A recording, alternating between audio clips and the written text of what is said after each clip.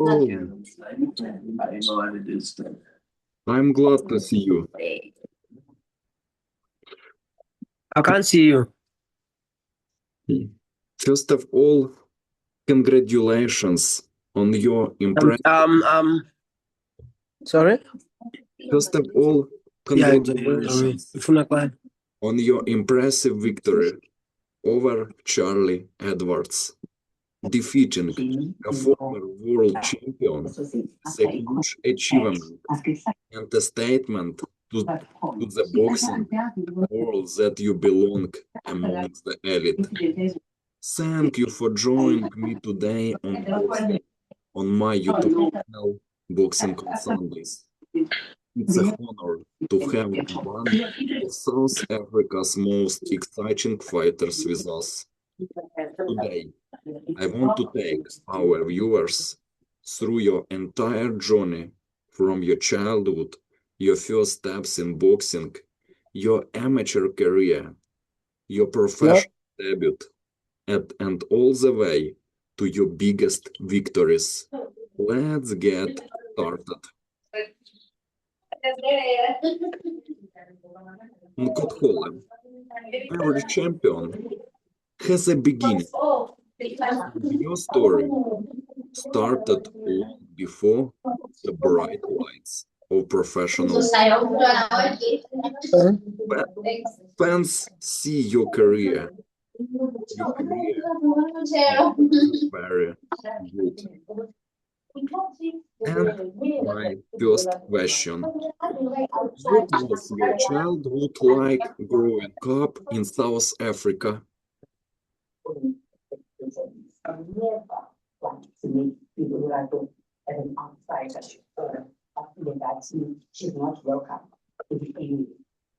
What was your childhood like growing up in South Africa?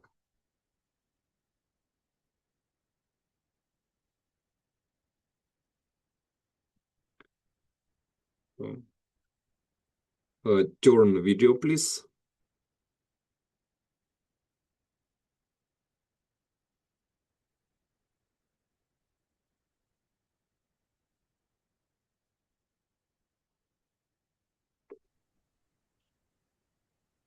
What was your childhood like growing up in South Africa? My childhood. Yeah.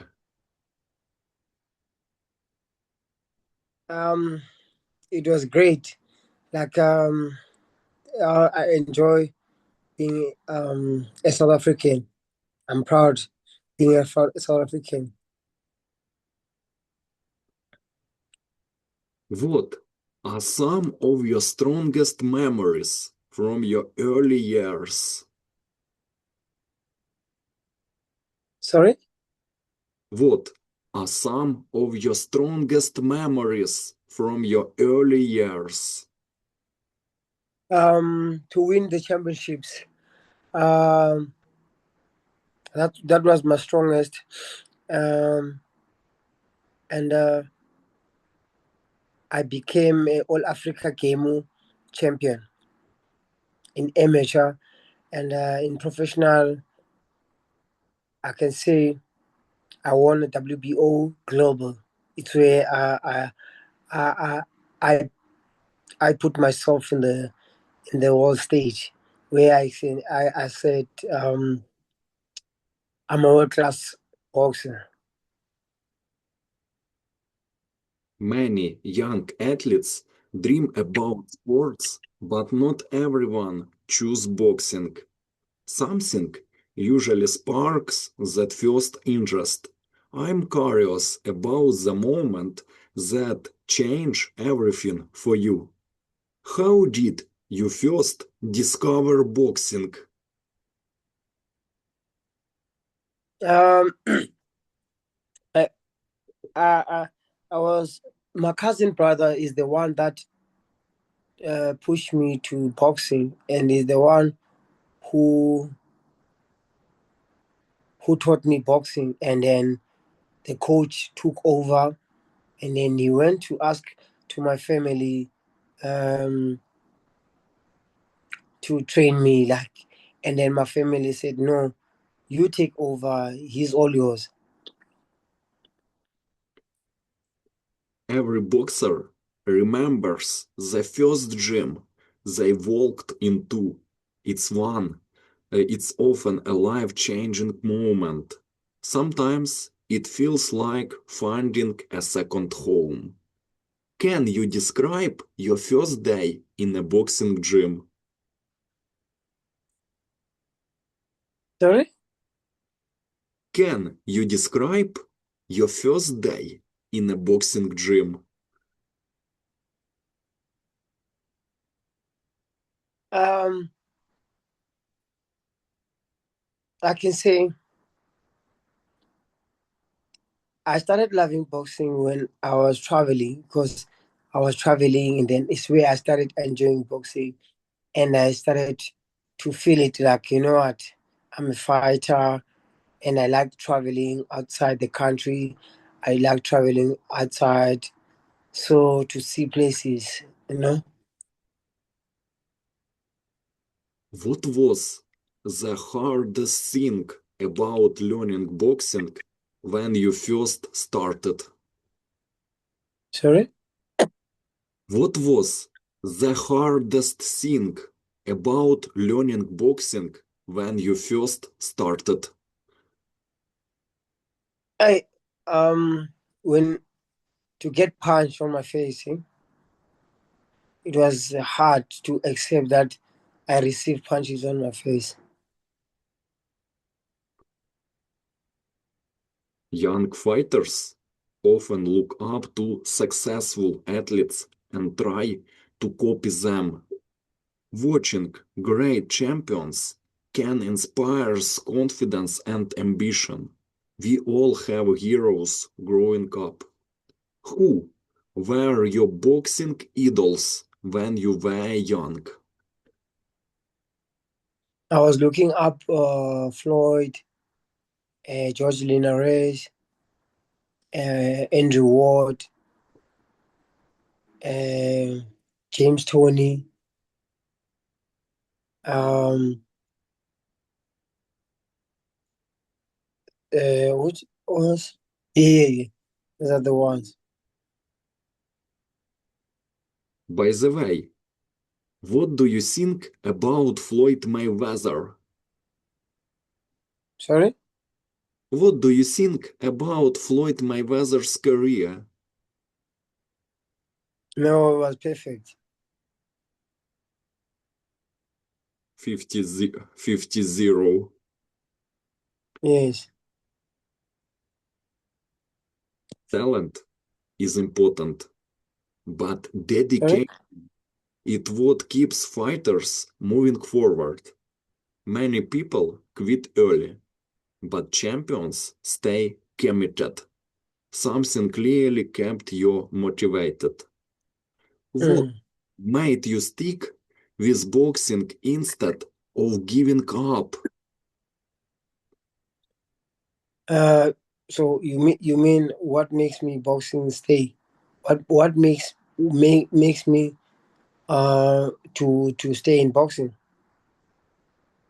Um, it saved my life from the community I grew up.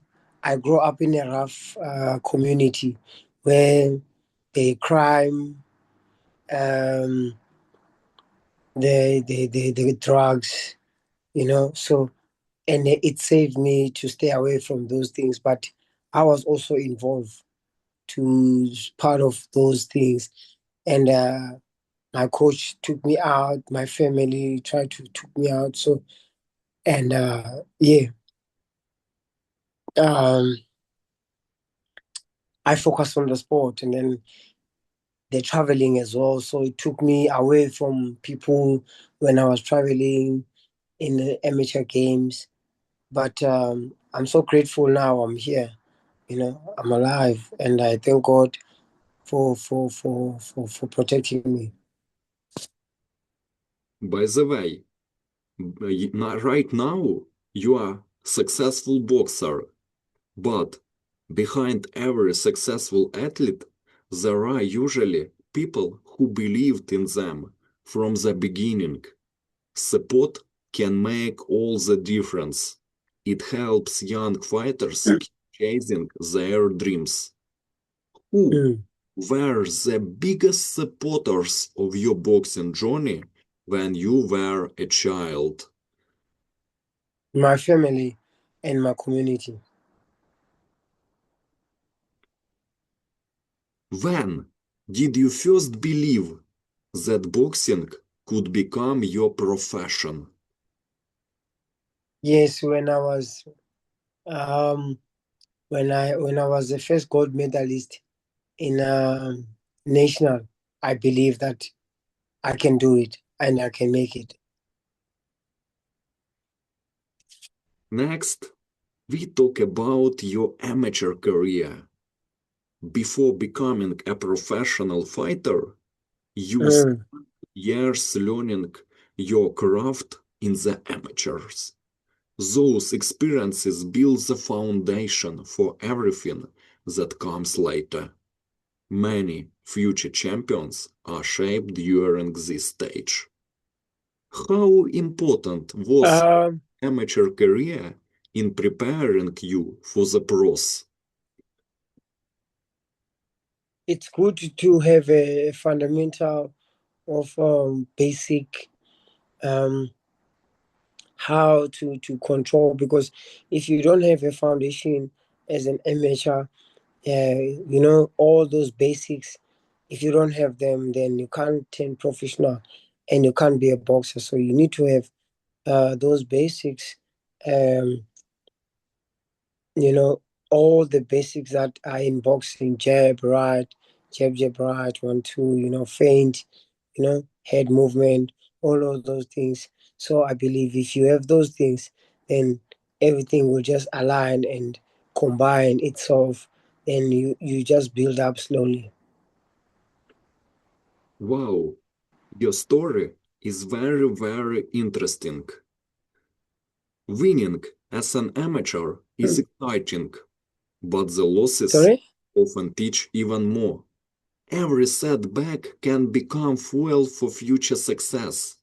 That's part of what makes great fighters. What was the most valuable lesson you learned from an amateur defeat? Um, I because you have to work hard, because in amateur you fight today, you fight tomorrow when there are championships, and we keep training. So I've learned that amateur is more harder, and it prepares you in the level of a professional, and even professional is a way it's a different level of an amateur. But even though amateur, we fight all the time, but a professional, you can tell that it's a different level from amateur. Which amateur fight taught you the most about yourself? There are a lot, eh? There are a lot. Um, I think in Mozambique, yeah, it was the best fight for me. In Cameroon was the best fight for me. In South Africa was the best fight for me. Yeah.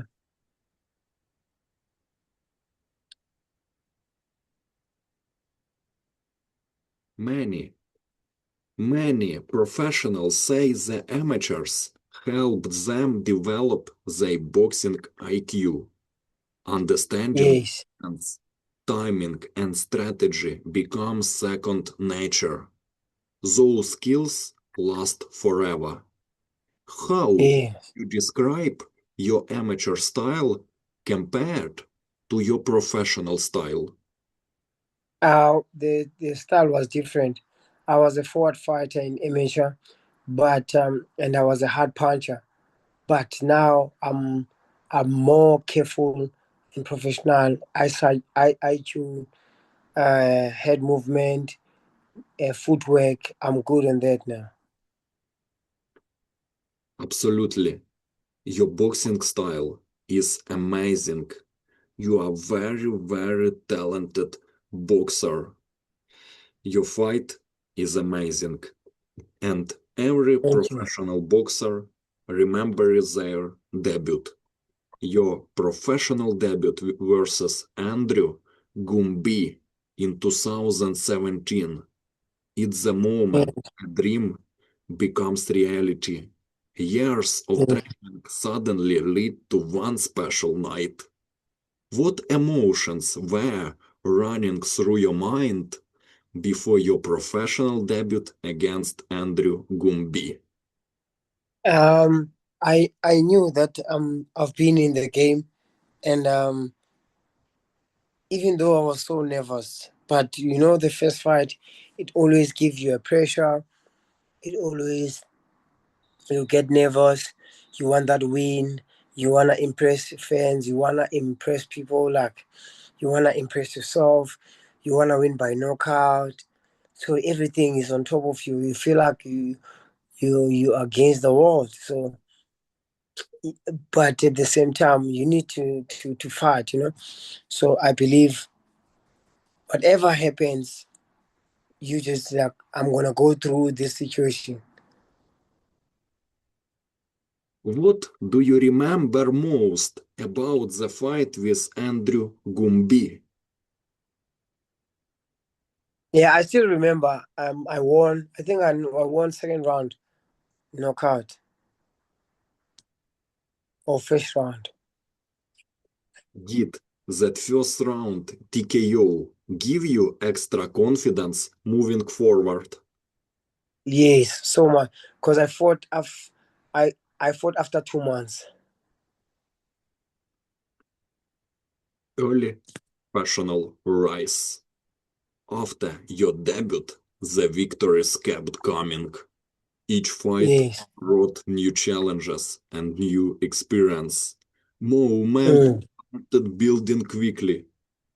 How did you stay focused while building your undefeated streak early in your career? It's because the confidence I had after I win, the more I win, is the more I get more confidence where I believe in myself.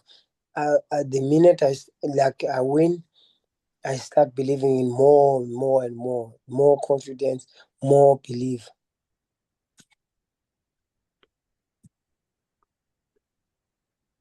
Which early opponent taught you the most?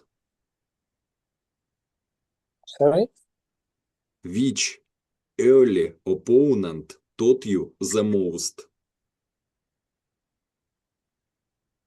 hardest opponent.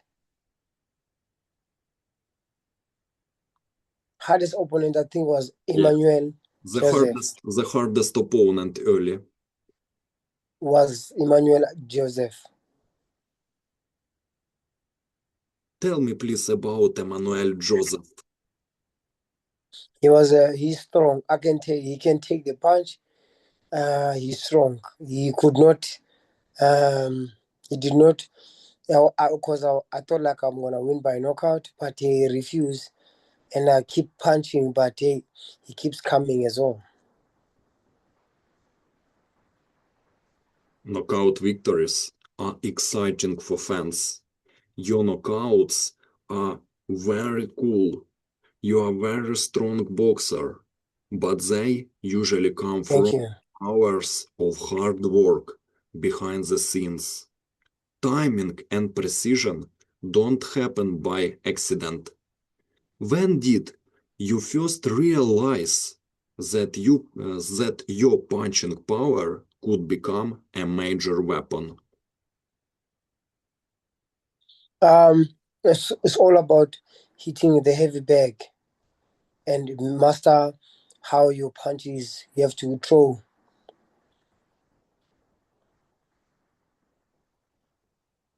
As your record improved, expectations probably started growing. More people were paying attention. Yes, for sure. Success can bring pressure as well as opportunity. How did you handle the increasing expectations? I think now I'm matured now to handle that situation of the pressure of life, the pressure of the fame, the pressure of people who not on my side, the people who are in my side. So I believe now I can handle that. Looking back, what area of your game improved the fastest during your first few years as a pro? Sorry? Looking back, what area of your game improved the fastest during your first few years as a professional? Um,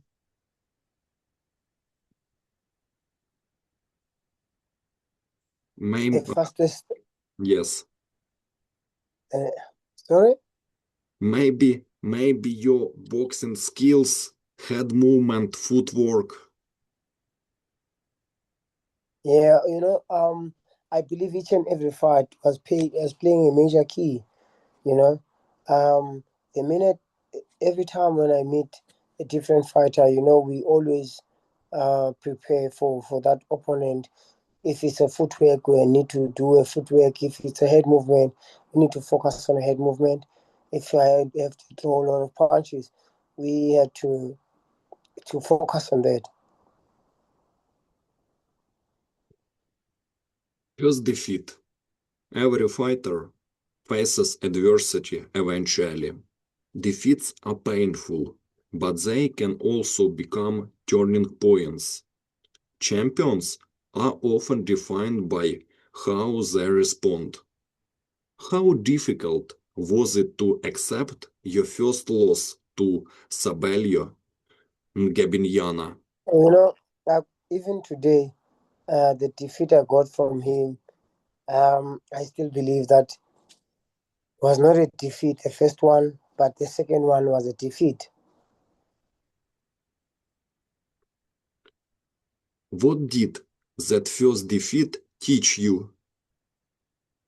It made me strong, but it took long to accept. But at the same time, it made me strong, and I believe that I need to change. I need to grow. I need to have a different mindset. You know. One thing that impresses me about your career is that you come back stronger after setbacks. That takes Yes. resilience and character. You have Yes. true character. Not everyone can do it. Yes. How did you rebuild your confidence after that loss? Um, I spoke to myself, and I convinced myself. I was listening on the motivations. I was watching all access of Floyd Mayweather, Andrew Ward, uh, James Toney, watch his fight of George Linares, all the great Sugar Ray Leonard, Muhammad Ali, all the greatest Roberto Duran, you know, Roger, Floyd Roger Mayweather, sorry. Absolutely. These are legendary boxers. Mm, And many fighters remember losses more vividly than wins. Those moments stay with them. They become motivation. Is mm. there anything you would change if you could fight Sabelio again? I'll stop him.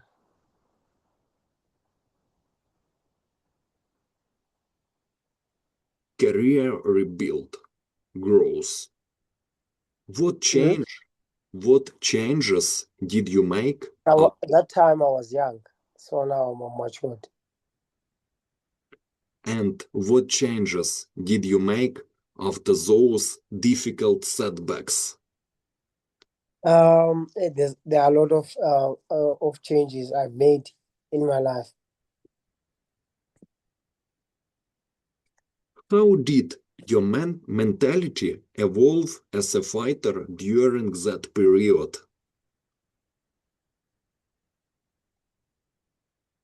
Sorry? Your mentality is very, very strong. How did your Yeah. mentality evolve as a fighter during that period? It was tough, but you always have to find the way how you can go through what you go through, and I believe that when you put God first, always everything always align and always happen in a reason. Tell me, please, about your motivation. What motivated you to keep chasing your goals? I keep training. That's the only way that motivates me. Did those losses ultimately make you a better boxer? Yes.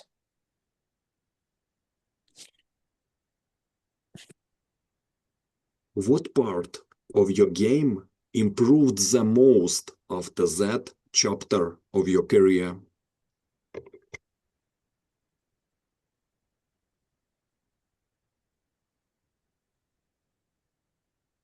Eh? What part of your game improved the most after that chapter of your career?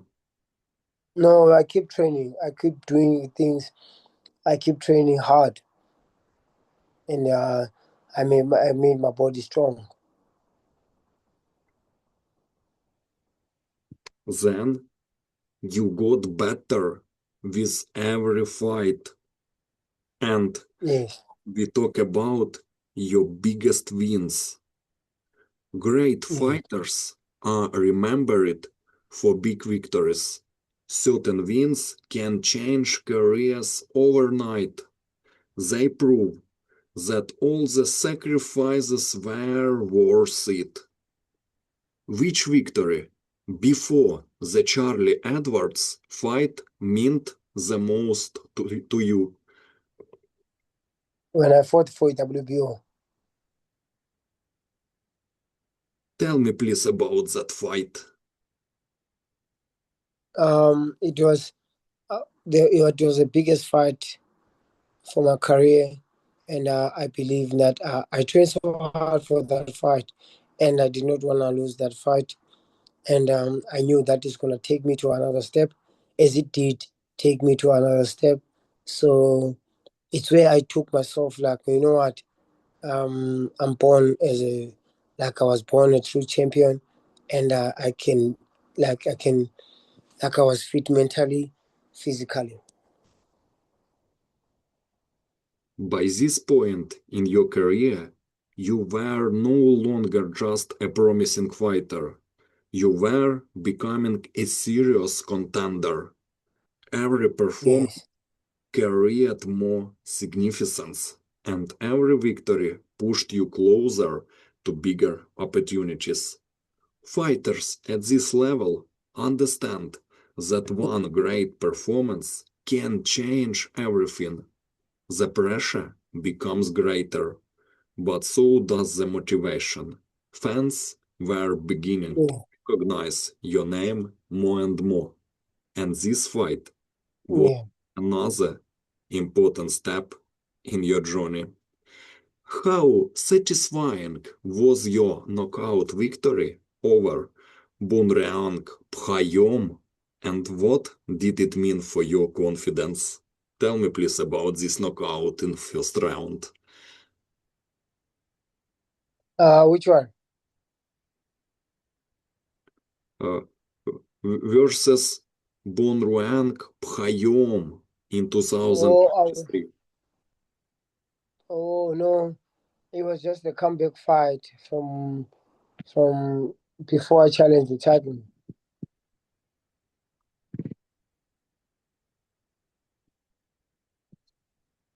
Next, your fight versus Jonas Mateus. Jonas Mateus. What memories stand out most from your victory over Jonas Mateus? There was nothing much there. I was just redeeming myself.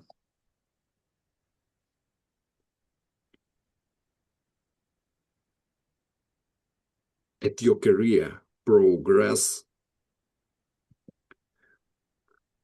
tell me please about your defeat versus René Calixto.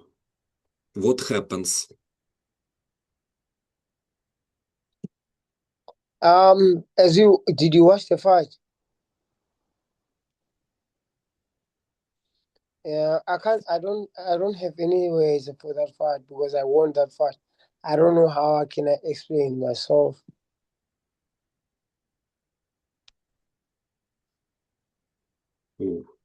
Maybe something was wrong at the training camp. Sorry? Maybe something was wrong at the training camp. Injuries. No.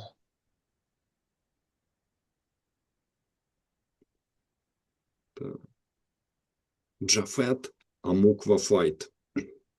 The road to bigger opportunities is built one victory at a time. Some with may not receive worldwide attention, but they are still incredibly important. They keep momentum moving forward and help build confidence. And every successful performance strengthens a fighter's belief in himself. That's especially true when facing opponents who are determined to spoil your plans. This was another important step toward larger stages. How important was the victory over Japhet Amukwa for your career? Everything was good because everything after was planned and we knew that was going to happen to my career.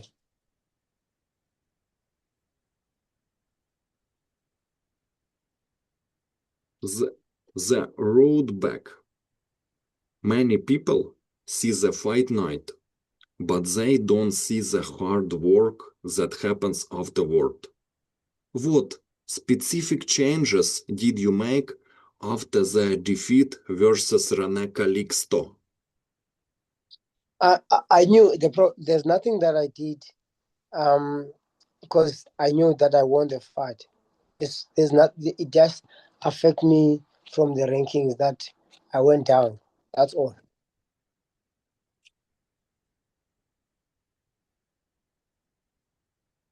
Khalid Kalama.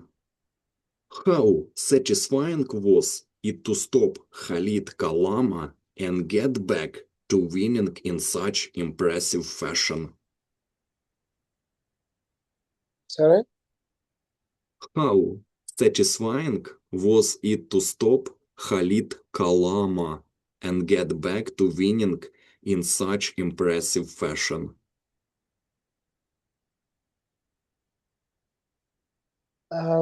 Who's that?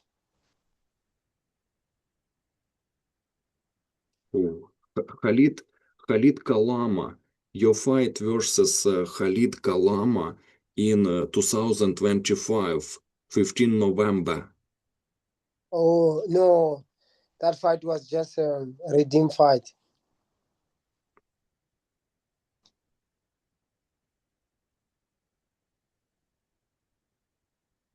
And your fight versus Charlie Edwards. Nqothole, many boxing fans consider this the biggest victory of your professional career. Charlie Edwards is a former world champion with experience at the biggest level of the sport. A win like this can completely change how people view a fighter. It was the type of fight that attracts international attention and creates new opportunities. You entered the ring as the challenger, but led with the respect of the boxing world. The boxing world respect you. This felt like a defining moment in your journey. Mm.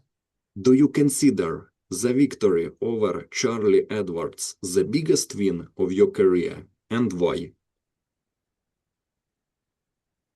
It's the biggest win because it's in a big stage, and it was an elimination. So I believe he was working hard to win the fight, as I do. I did work hard to win the victory. So I believe also, as I said, the best man win. But I definitely, God gave me that opportunity to win the fight. Before this fight, many experts and fans favored Charlie because of his world championship experience. People talk about his ring IQ, his movement, and the quality of opponents he had faced. Yet, you remain confident in your abilities. Great fighters believe in themselves even when others doubt them. You are great. Confidence is Charlie Edward never Charlie Edward never stepped inside in the ring with me. So whoever he step with, I believe also I can defeat.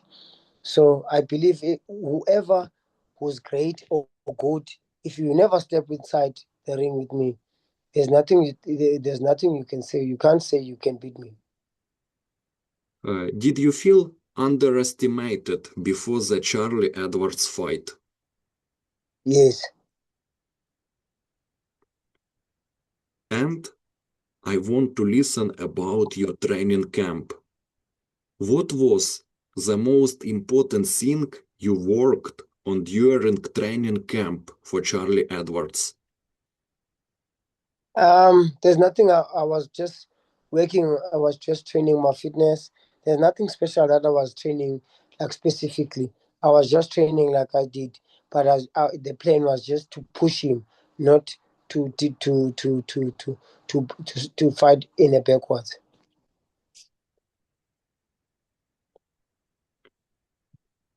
How closely did the fight go according to your original game plan? The game plan went the way what we were expecting, the way that we wanted.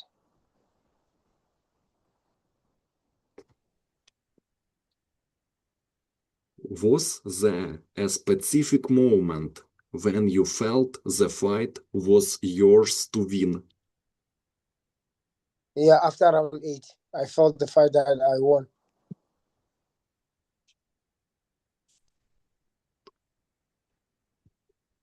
Defeating a former world champion is something very few fighters can say. It immediately adds credibility to a boxer's resume. Wins like that are remembered for years and often become career-defining achievements. They prove that a fighter belongs on the world stage. This victory earned you respect for beyond South Africa. The entire flyweight division took notice. What did it mean to you personally to defeat a former world champion like Charlie Edwards?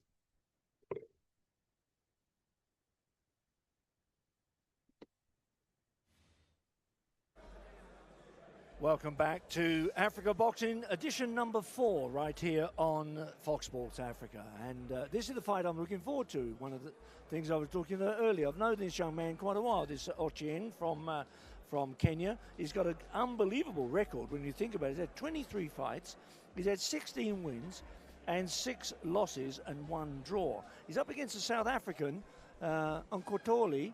Nqothole is an interesting boxer. He's a very useful fella. but he's only had the 6 fights and he's won all 6. Look at the advantage he's got. Height advantage of 186 centimeters over 160, and likewise a little different in the reach as well. That could play all the difference. Boys are weighed in almost the same sort of weight, very little in it, half a kilo. So I'm looking forward to this. Let's get them into the ring and see what happens, shall we? Brian. All right, this international bantamweight contest is scheduled for 6 rounds. So let's bring the guys in right now. Kenya's very own Gabriel Ochieng.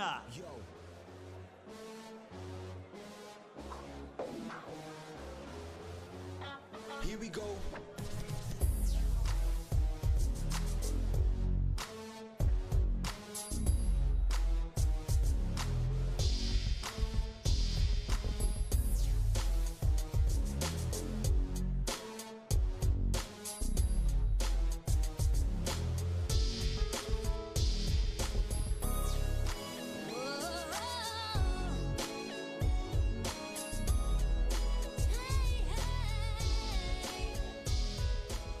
His opponent all the way from South Africa, Sikho Nqothole.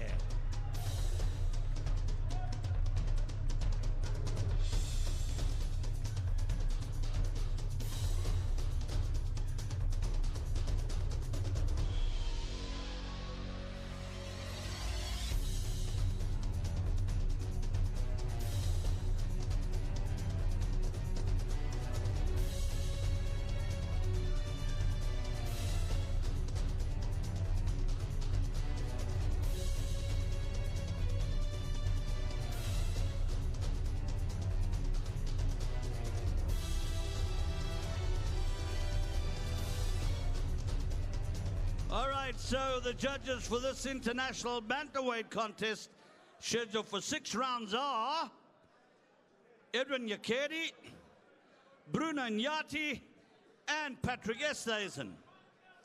So before I introduce the referee to you now, let's introduce you to the fighters. He's fighting out of the blue corner. He weighed in at 52.75 kilograms. He's wearing the red trunks with a white trim. 23 contested fights, 16 wins, 6 losses, and 1 draw. He goes by the name of Gabriel Ochieng.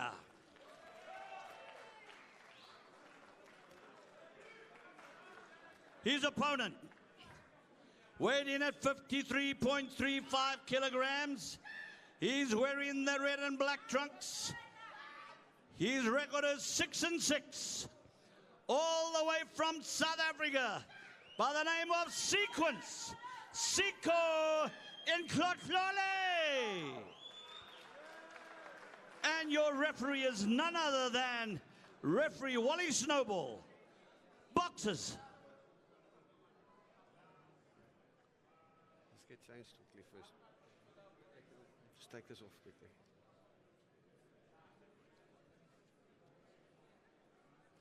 Take it off.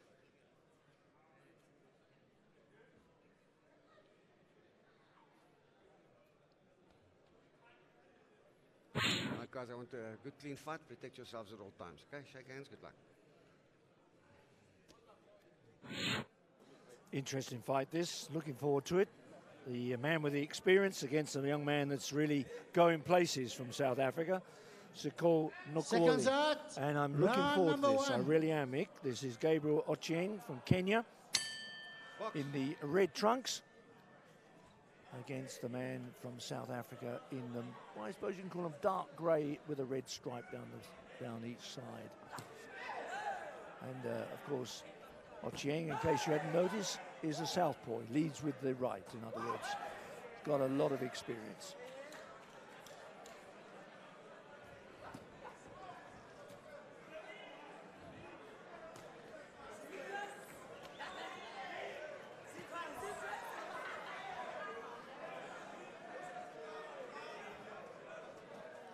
You can see the experience too, can't you? Just nice and compact, the Kenyan boy.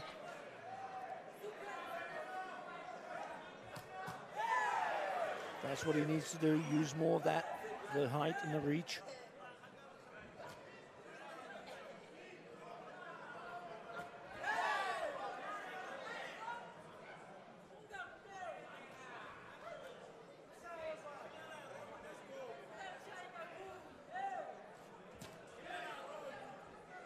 Keep him up.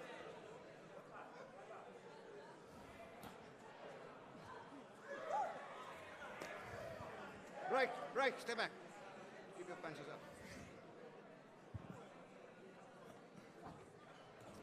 Stop. Keep your punches up, that was low. Okay? Box.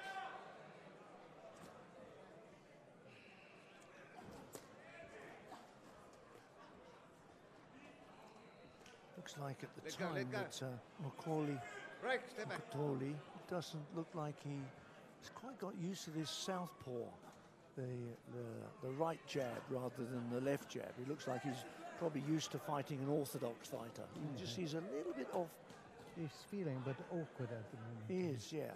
And I think that could be the only thing about it. I think he's got the talent, you can see he has, but he's not using the reach that he should have there. Stop. Okay. Box. That 186 centimetre reach of his.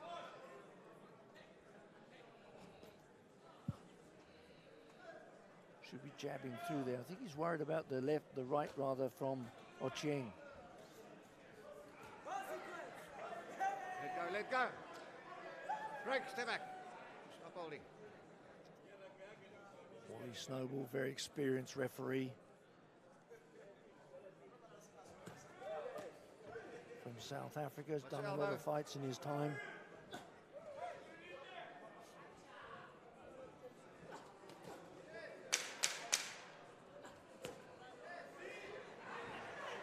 Well, it's certainly been an interesting first 3 minutes, no doubt about that.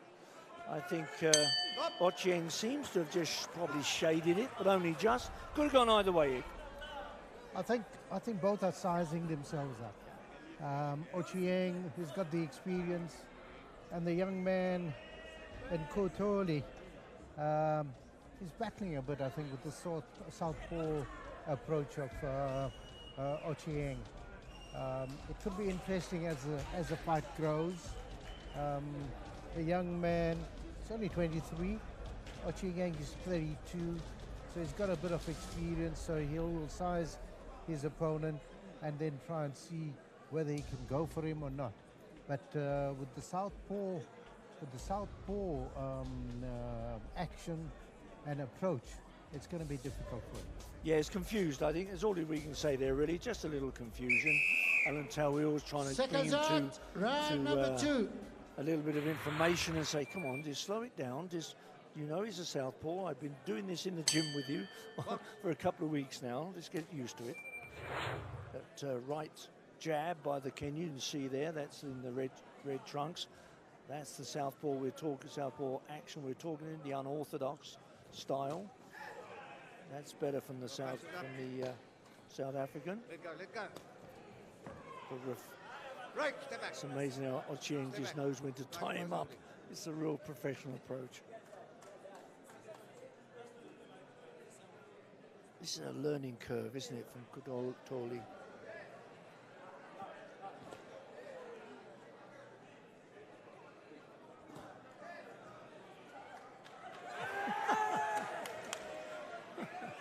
Little windmill action there from Ochieng, the Kenyan boy.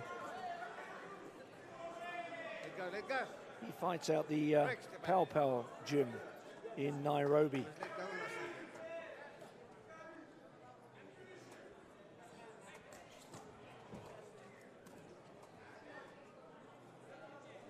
Ironically, oh dear. And ironically, Ochieng, I saw him fight in one of our very first bill, actually, in Nairobi. He fought against Fadili Majija, who you're about to see in the championship fight early in the next fight we have on the bill tonight. And Ochieng did that, was at the Crown Plaza Hotel in Kenya, Nairobi.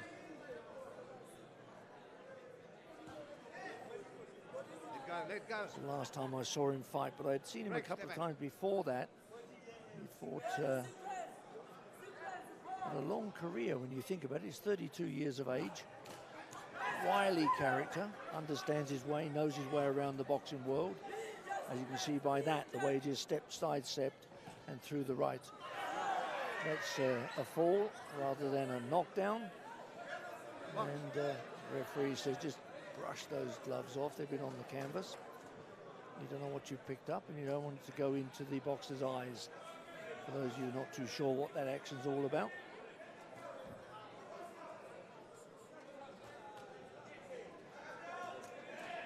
Break, stay back, stay back. Listen, come here. We're not talking to listen, okay? When I say stop, you break. Box.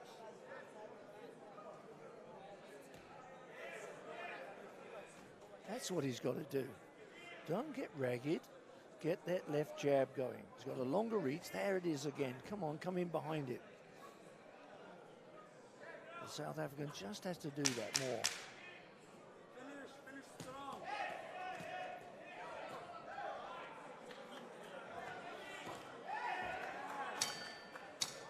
Stop. Yep, interesting fight that. Probably Ochieng might have just shaded it, but only just. Not much to write home about, Ick.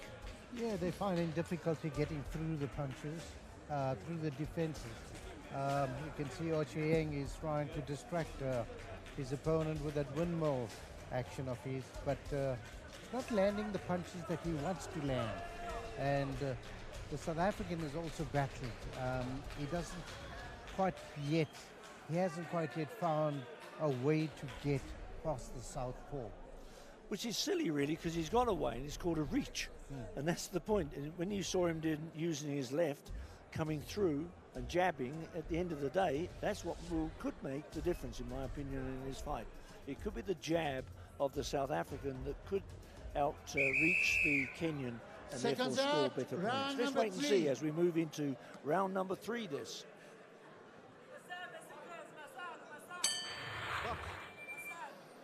Gabriel Ochieng from Kenya and the South African Sikho Nqothole. That's better from the South African.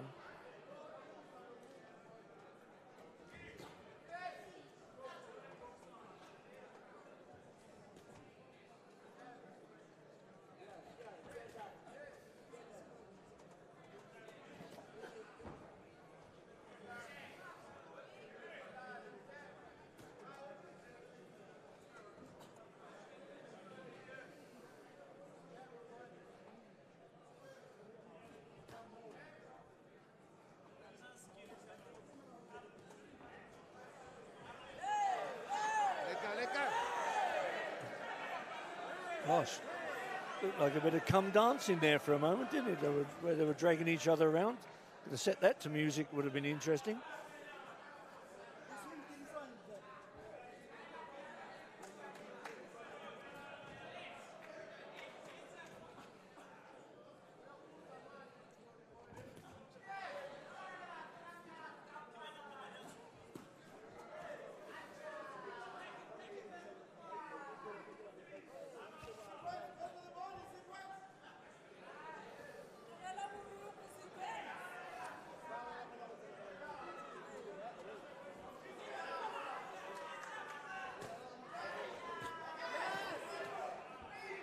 Break, stay back.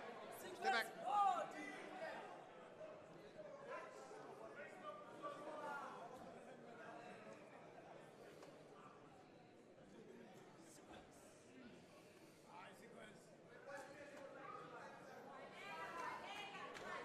Just trying an interesting look as we go into the final minute of this round number 3 of this international bantamweight contest.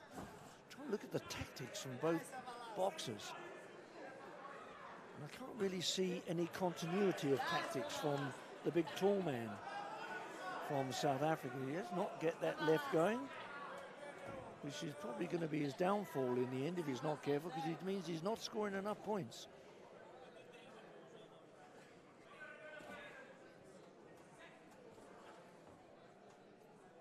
The man with the shorter reach 167 compared with 186, is scoring more points with his jab, and that shouldn't be happening, except maybe the confusion of that southpaw right hand coming through is causing problems to the South African.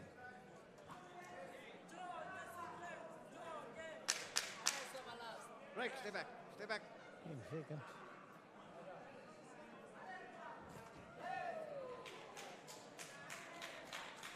Stop. Well, end of round number 3. Ochieng probably just shading, but there's very little in it. Could have gone either way, Ig. Yeah, there's not too many punches being landed. No. You know, they still seem to be sizing themselves up. Nqothole seems to be struggling. He's trying to move his head around, trying to get away from the punches from Ochieng, but there's not much as far as throwing of punches is concerned. See, they're missing most, aren't they? That's the point. It's all ragged, very ragged. When you think how we've had a really great fight earlier, and this one's a little bit ragged, you can't quite get yourself into it, can you? The great fight from the earlier round, which was Okaketsi against Motabedi. That was the best fight of the evening, no doubt about this. Round number 4. This one, I'm afraid, is not living up to what I thought it would be. At your corner. Box.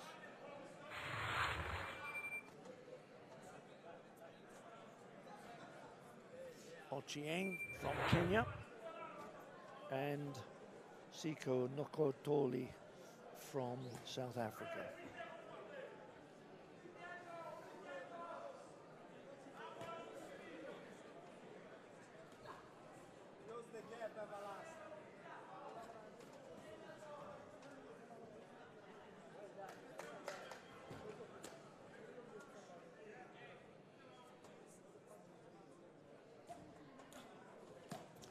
Ochieng should easily have the stamina. He's gone Break, stay for a back. Pan-African title before at 12 rounds, done a couple of those, couple of 10 rounders, so he shouldn't run out of steam. Stop. And you can see by that, Stop holding. as referee Wally Snowball just says to him, none of that, come on now, don't hang on to the Stop man holding. that way.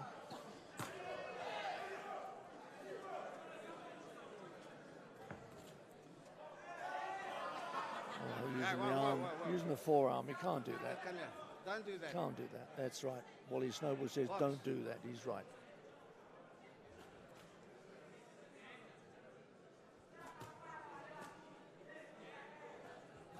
You know what it's like at this moment? If you watch the punches, there's very little actually following through. It's almost like they throw a punch and it lands on the fighter, but it doesn't go through the fighter, if you know what I mean.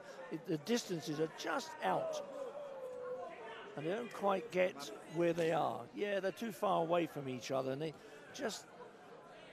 punch is not going through with the fight and through with the punch into their opponents, both boxers.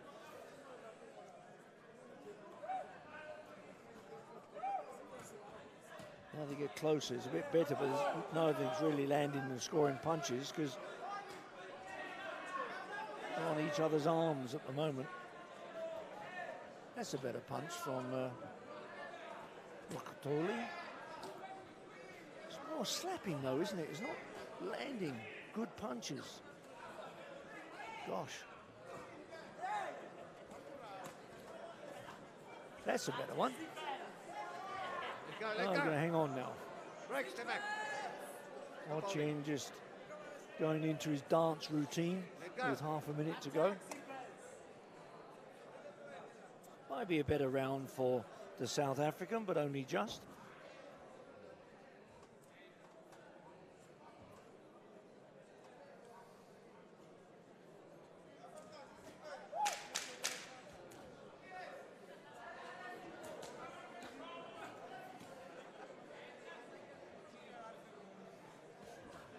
Stop. Yes, I might just put that down to the South African, just squares things up a bit. I still think that the Kenyan is probably ahead on points at the moment. Not really exciting, Not Barry. at all. Not exciting at all. Both boxers running away from each other. Punches they're trying to land are not landing, sliding off the body. punches are landing on the gloves of each other. It's a boring one, difficult one to score.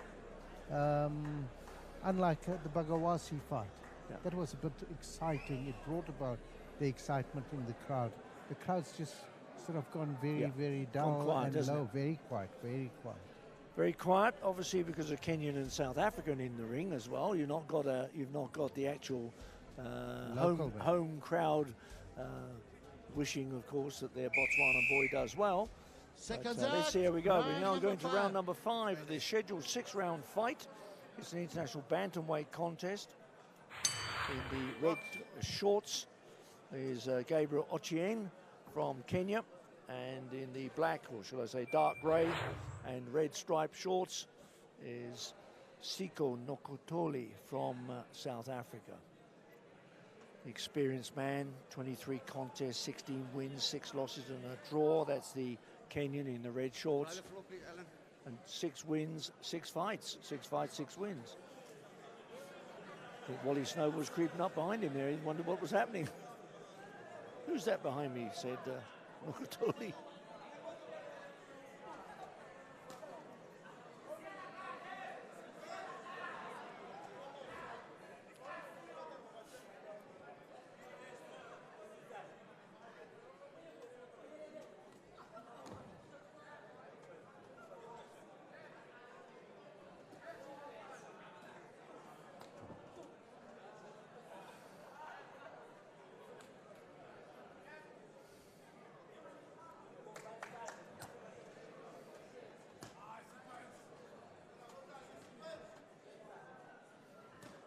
That's better. Right, step back. Step back. Step back.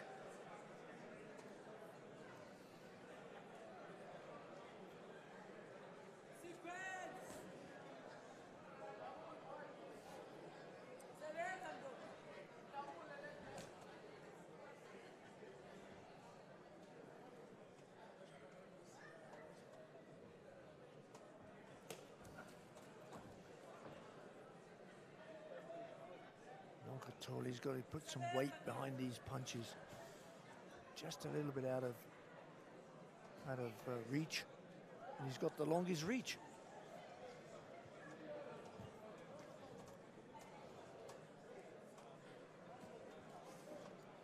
Nqothole might just have shaded this with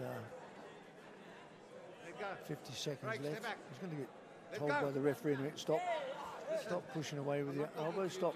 Yes, that's right. You're holding, that's right, stop holding, and you're pushing away with your elbow. So both boxers at fault for different offences.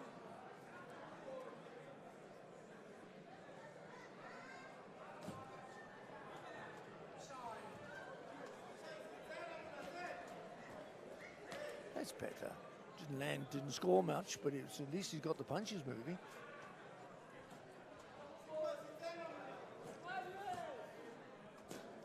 That's a better one. Got through. A little flurry with a few seconds left. See if he can impress the judges, but he didn't impress me, I can assure you. Nqothole might well have just got that one. Well, I must admit, Ick, you have to go along with exactly what you said a few moments ago, or 3 minutes ago. What a boring fight. The tactics, the tactics they're approaching the fight with, it's unbelievable. They're both running away from each other instead of getting into the contest, coming closer, trying to land punches. They're just not landing the punches. Everything's landing on the gloves. And obviously they're not scoring points or anything like that. We go into the final round. It's the 6th round of this contest. It's been so boring. It certainly has, and I think actually if we talk about that, the way it is, and you were quite right, that they actually just, the distance is just growing bigger between the two boxers, which means they can't land any tallying punches. And remember, the judges have got a hell of a job on there, if you think about it, trying to score this properly, because there's no real big punches being thrown and no dominance by either fighter. So into the 6th round we go, and quite honestly, you probably might well think that if somebody comes out and dominates this next 3 minutes, there's a great possibility they could win this fight.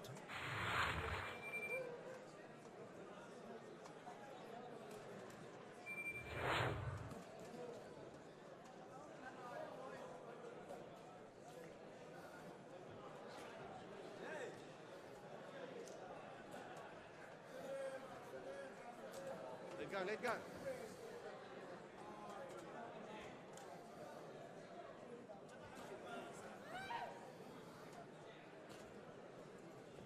Whoa. Come on, come on, come on. Get up. Stop that. You know, to showboat, and if you haven't got the skill to showboat, that's a bit silly.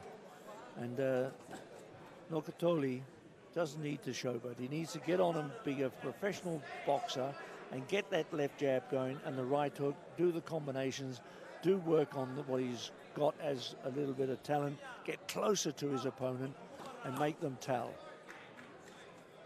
He's not doing that. It's all well and good jumping around on the spot and being clever. Ooh.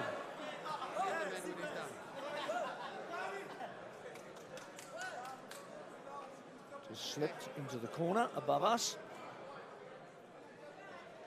Oh, sorry about that.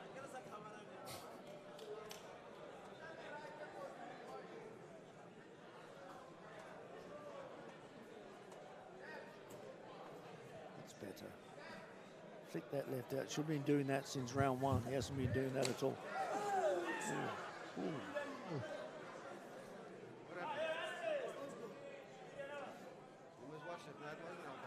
He thought it was the elbow, I think, didn't he? Yeah.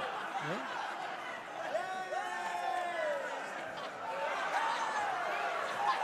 This has brought the crowd alive, he brought the boxer alive. I think he's annoyed, if nothing else. Gosh, why didn't he do that in the second round?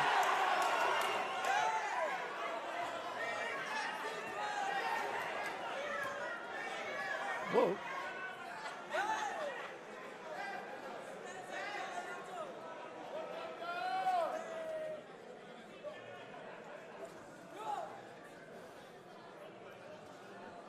Got a cut lip, and I think that was from the elbow of Ochieng.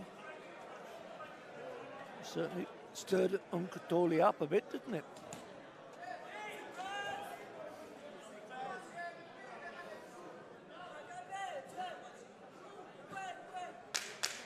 So just 10 seconds to go, moving into there, and it's the final moments of this, what has been a boring bantamweight contest.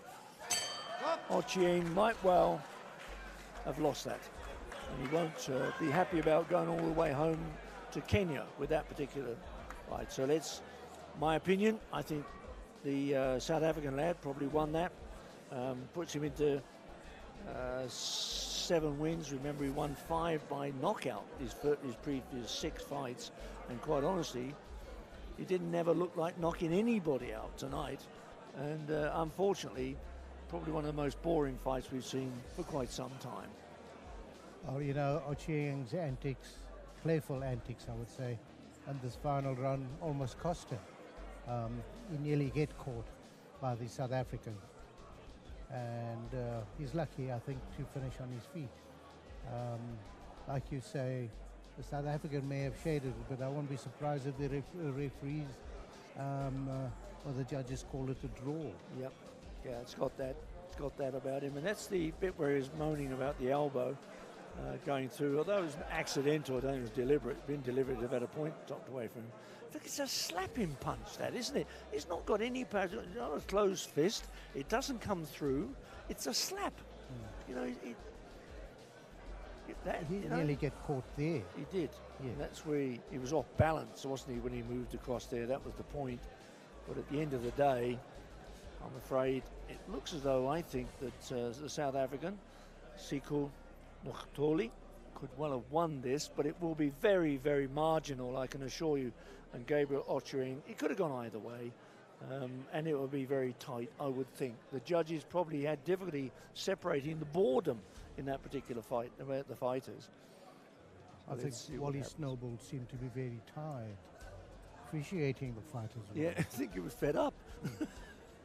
Yeah, Wally's seen better fights than that in his day, I can assure you. There's a man with incredible experience. You saw the way he had experience there. He was walking towards the camera, realised he was going towards that camera, moved off. A referee that with no experience wouldn't even know that that camera was live. So there we are.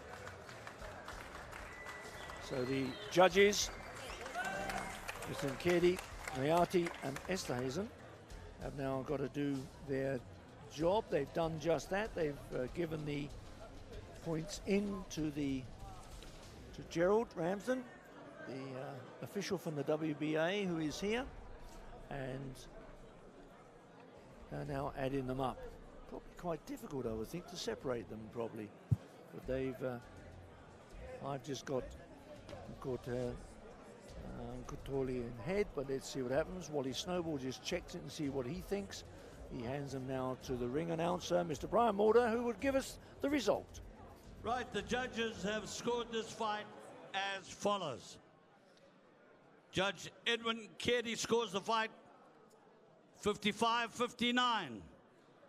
Bruno Nqothole scores the fight 54-60. Patrick Esterhuizen scores the fight 56-58. The winner by unanimous decision, Sikho Nqothole.